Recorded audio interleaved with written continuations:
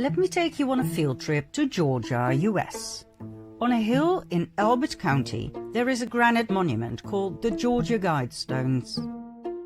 Built in 1980, the monument is veiled in mystery. It was commissioned by a man who used the pseudonym R.C. Christian.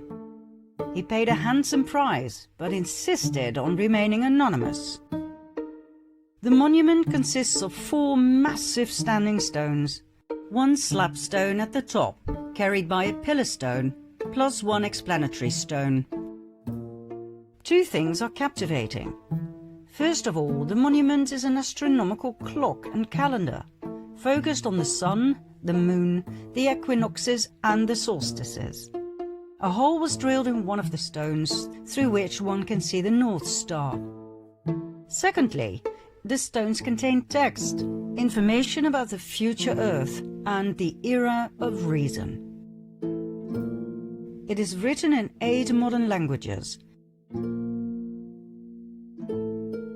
The shorter message is inscribed all around the top stone in 4 ancient languages: Babylonian, Classical Greek, Sanskrit, and Ancient Egyptian. This is the message.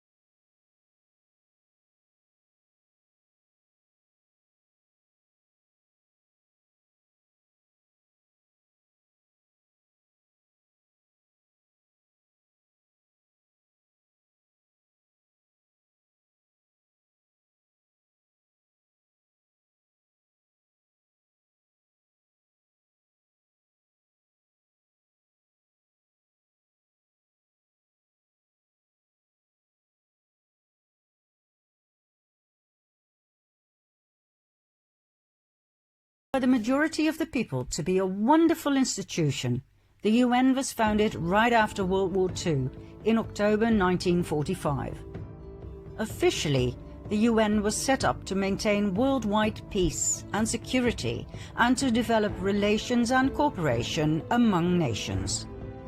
Their blue helmets are associated by many with the protection of the people. They are called the peacekeepers. Well, that's one side of the coin.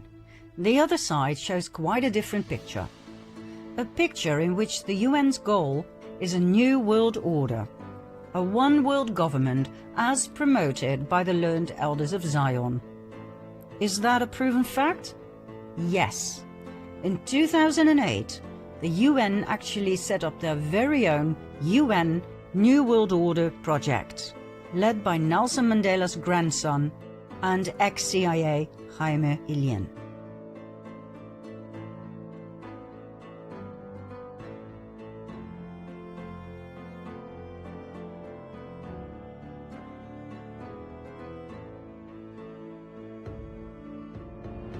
According to highly influential people like the presidents Bush Sr. and Bush Jr. and Gorbachev, the New World Order must be founded on the principle of collective security. And that is precisely where the UN comes in. The UN Blue Helmets can lawfully intervene whenever the UN believes a country is a danger to collective security. They can lawfully send an army and attack that country, like they did in the Korean War in 1950 and again in the Persian Gulf in 1990. Or they can lawfully send military missions to a country like in Sierra Leone from 1999 till 2006. The UN Army comprises of 70,000 soldiers from various countries. Is this a good thing or a bad thing? Well, let's put it this way. Assuming that the intent was good, the outcome was often bad. Terrible, as a matter of fact, even shockingly horrific. Now we understand that many people will have a very hard time realizing that organizations such as the UN and its WHO are not the benign entities they claim to be. We understand the level of cognitive dissonance, of denial that we may trigger. But it is imperative to realize that both the UN and the WHO are cabal machines to the core. They hide behind a facade of beauty, but make no mistake, behind their mask, these entities are monsters. So, in order to deal with the myth of the peacekeepers, here are some facts that everybody needs to know. The UN has been involved with sexual exploitation and abuse for decades. There have been countless reports of sexual abuse, rape, women and child trafficking. When UN peacekeepers were stationed in Cambodia in 1993, the number of prostitutes rose from 6,000 to more than 25,000 in that year alone. The widespread use of prostitutes involved violent sexual abuse of girls.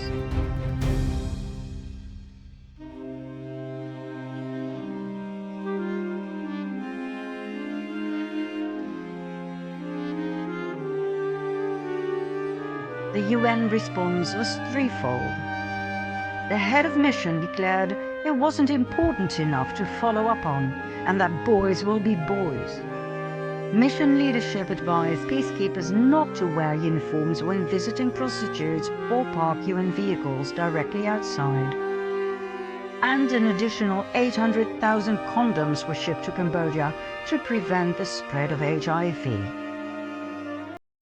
Ah well, 1993, that's a long time ago.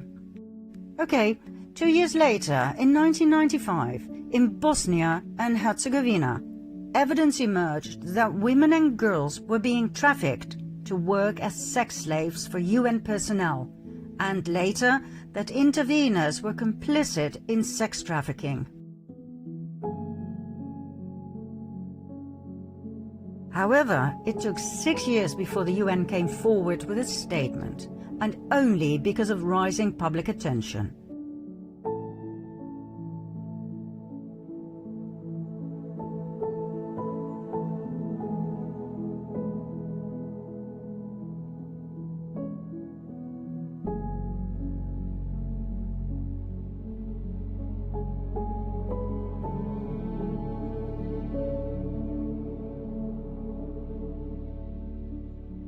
The official investigation into this matter reported an obvious reluctance by the UN to recognize the involvement of peacekeepers in trafficking. The result? Did the UN prosecute any of the abusers or traffickers? No, it did not. It rewrote the definition of trafficking, making it less severe a crime under international law, and failed to provide adequate victim protection. Shortly thereafter, independent consultants raised the alarm that UN and NGO staff were abusing and exploiting local women and girls in refugee camps in Guinea, Liberia and Sierra Leone. According to an OIOS investigation in 2001, Sexual exploitation and abuse was most common. Examples? The sexual relationship between a UN civilian staff member and a 17-year-old refugee in exchange for school fees. The violent rape of girls by NGO staff. The rape of boys by Blue Helmets in Sierra Leone. The exchange of sex for food provided by NGO staff. And the refusal of international staff to take responsibility for children fathered with local women. From opportunistic sexual abuse, transactional sex, and networked sexual exploitation to planned sadistic attacks. 2015, Central African Republic. 2 girls aged 14 and 18 were gang raped by armed MINUSCA peacekeepers near their base. The 18-year-old had asked for some food. The 14-year-old had simply walked by. Same year, same country. Homeless and starving boys aged 8 to 15 were repeatedly raped by 26 UN peacekeepers.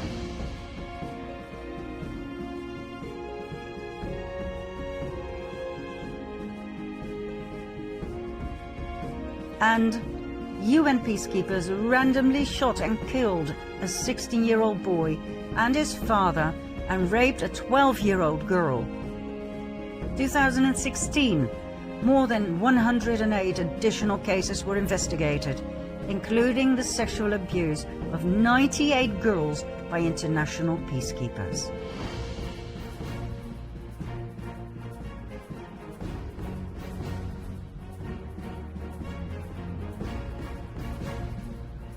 The list of sexual exploitation and abuse is endless.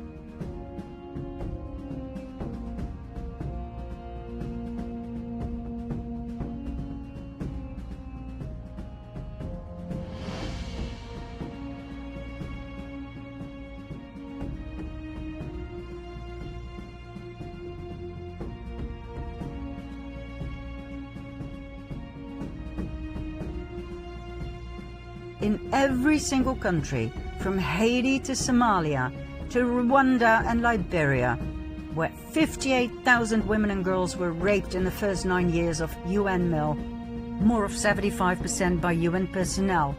From East Timor to Sarajevo, Bosnia, where Italian peacekeepers ran child prostitution rings from their barracks, the Blue Helmets left a trail of abuse and trauma.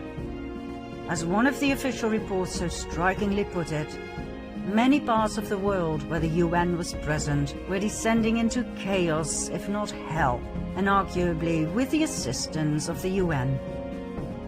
There were plenty of investigations, but hardly any of the perpetrators who admitted to their crimes were prosecuted. Let that sink in. Even recently, the UN was once again connected with child trafficking and child abuse, when Canadian UN mogul Peter Dalgleish was caught in the act abusing 2 young boys in Nepal. He was sentenced to 9 years in prison. Up until his arrest in 2019, Dalgleish had been presented as a saint, a protector of children. He was country representative for UN Habitat in Afghanistan. He truly was into children. He even set up Street Kids International to help homeless children. What a saint. What a great loss to our children. Oh, and the UN have more on their slate. Remember the war in former Yugoslavia from 1992 till 95? In July 95, the UN failed to protect the so-called safe area in the enclave of Srebrenica. Instead of protecting the Bosnian people who had fled there, the UN Dutch bat turned away. There was nothing they could do. They too had been betrayed at the highest level.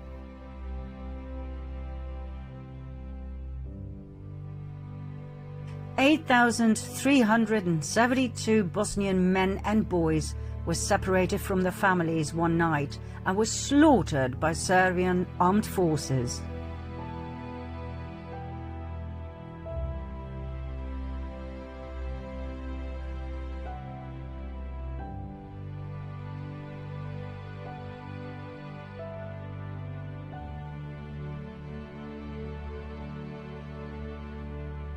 More than 100,000 people were massacred in this useless war, mostly Bosnians.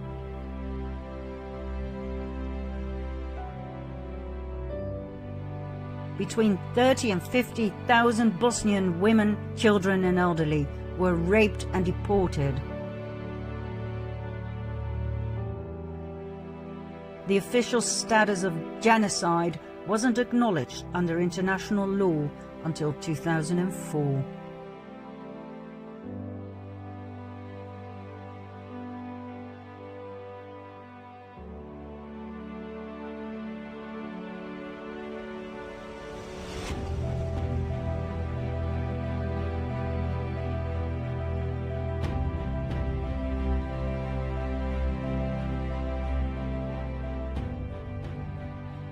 Back to the official mission of the UN.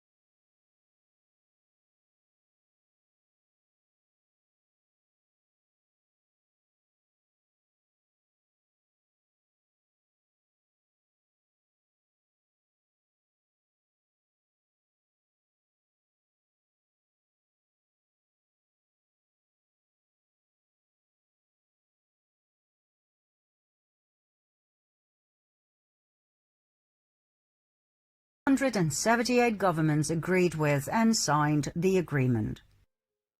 At the UN Sustainable Development Summit of 2015, Agenda 2030 was presented, an extended version of Agenda 21. 11 more goals were added to the original agenda, all aimed at the future of our planet and the human race, all aimed at sustainability. By now, 193 countries were participating. Do you know how many countries there are in the world? Only 2 more, 195. The only 2 that are called observer states are the Vatican and Palestine. Agenda 2030 contains 91 paragraphs. Paragraph 59 outlines 17 Sustainable Development Goals. There are 169 targets and 232 indicators. This makes it a rather dry document to digest. But we read it, and we were impressed. Impressed by the level of cleverness and cunningness with which something so evil was put together so seemingly benign. Using complex phrases in which words like peace, equality, safety and security are repeated frequently, the reader is actually left with a good, positive feeling. We'll show you the 17 Sustainable Development Goals in the following slide. Feel free to pause the video and have a proper look. We will, however, continue swiftly as we wish to point out where things go wrong, not where things appear to be right.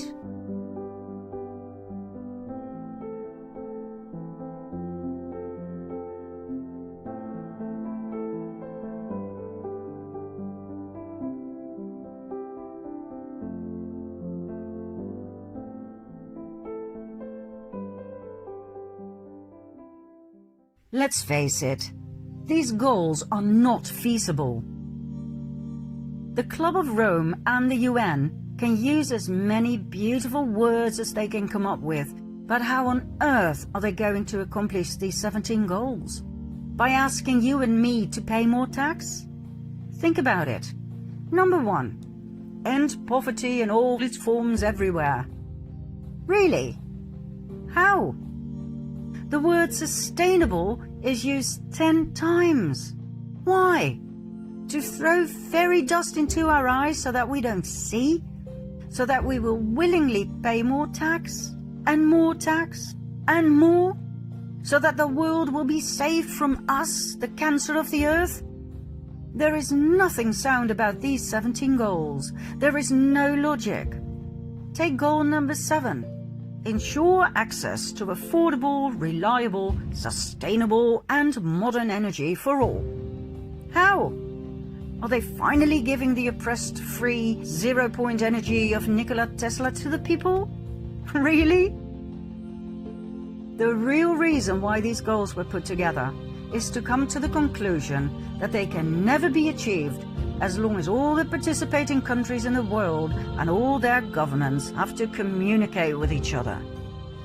That too much time, too much money is lost due to endless meetings. I'll bet you that the next step will be the announcement that the 17 Sustainable Development Goals can only be reached with a one world government. The countries will have to give up their sovereignty in order to save the world. Mark my words.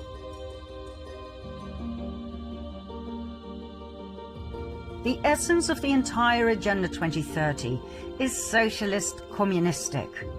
It describes equal distribution of goods and money, which sounds great, but which in fact means that the rich countries are to share their wealth with the poor countries. These poor countries are generally run by highly corrupted usurpers, dictators, such as Kenyatta of Kenya and Obiang of Papua New Guinea, or Xi Jinping of China. Are they going to share their wealth, their blood money, with their people? That sounds like a wonderful idea to get rid of poverty once and for all. Everybody would be rich in a split second. Let's take all the money from these corrupted governments, add to it the immense wealth of the Rothschilds, the Rockefellers, both the British and the Dutch royal families, and of course the Vatican. Let's redistribute that wealth among the world population. My, what a marvelous idea to end poverty once and for all. Well, no. The people will share with the people.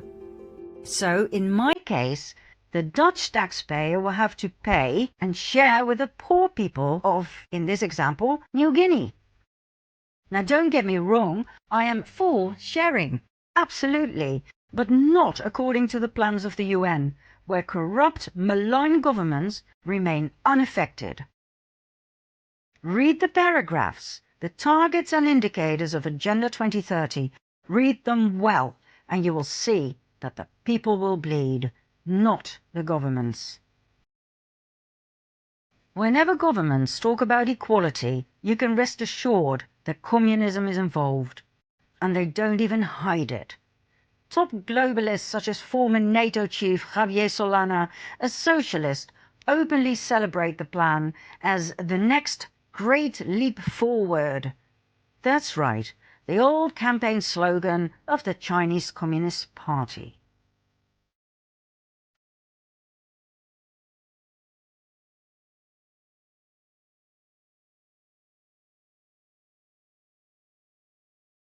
And isn't it odd that straight away just about every country in the world decided to participate and work together?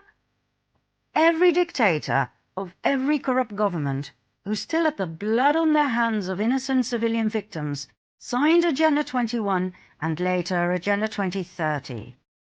Countries that had been at war with each other for years, like for instance Ethiopia and Eritrea, now all of a sudden shook hands, smiled in front of the camera, and decided to forget about their wars on drugs, weapons, and people trafficking, just to focus on the importance of a better world? On sustainability? Are you kidding me? What on earth were we looking at here? How much will the implementation of Agenda 2030 cost, anyway? Well, according to the UN, and confirmed by the World Bank in a 2015 statement, between $3 and $5 trillion per year. That is 12 zeros. $5 trillion per year. Where the hell is the UN going to get that money from? All those zeros are going to be collected from the taxpayers, from you and me. That's what the solution of the UN is all about.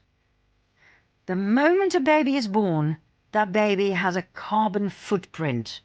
And from the moment he or she was born, that baby will have to pay. Isn't that brilliant?